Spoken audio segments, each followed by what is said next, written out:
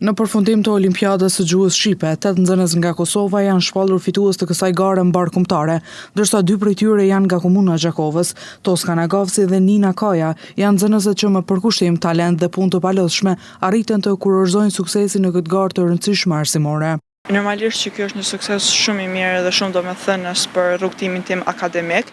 Momentet që e kam kuptuar që jam gjetur fituese ka qenë shumë i papritshëm, kam qenë thjesht në makinë me babain tim, edhe kur e mora lajmin isha domethënë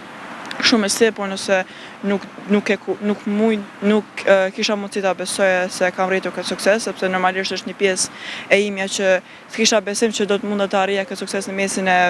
80 fëmijëve tjerë ose nxënësave tjerë. Na Gavci tregoi se Olimpiada e Gjuhës Shqipe ka qenë një proces sfidues që zgjati për rreth një muaj, ku testimet janë zhvilluar javë pas jave në nivele të ndryshme, nga i shkollor, komunal e jo vetëm. Normalisht që kjo është një olimpiadë që ka zgjatë, domethënë disa kompletisht një muaj që jemi testuar, domethënë javë pas jave, qoftë në nivelin shkollor, komunal, republikan edhe normalisht në Tiranë, kështu që përgatitja ka qenë e vazhdueshme, që jemi mundur të përgatisim me materiale që janë shfaqur domethënë nga arsimtarë jonë e Gjuhës Shqipe, që dua të falenderoj arsimtarën Jehona Kumnova Dula, që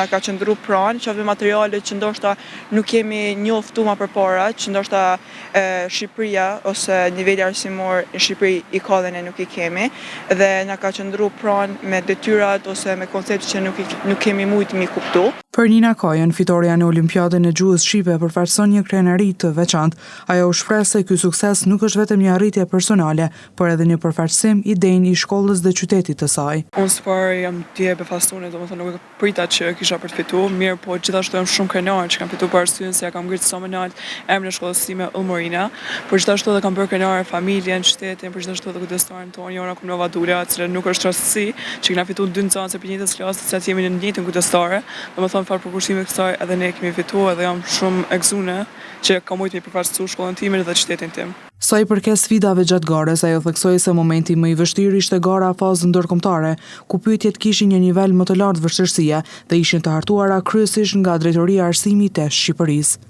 Momenti më sfidues gjatë garës normalisht që ka qenë gara ndërkombëtare, ku pyetjet kanë qenë më shumë nga ana e Drejtorisë së Arsimit të Shqipërisë, domethënë ka qenë më sfidë ajo pjesa ku ka pasur disa detyra që nuk është që i kemi parë ne nga shkolla jonë. Këto 2 nxënëse janë shembull frymëzimi për të gjithë bashkëmoshtarët e tyre dhe krenari për mësimdhënësit, shkollat dhe qytetin që ato përfaqësuan me dinjitet.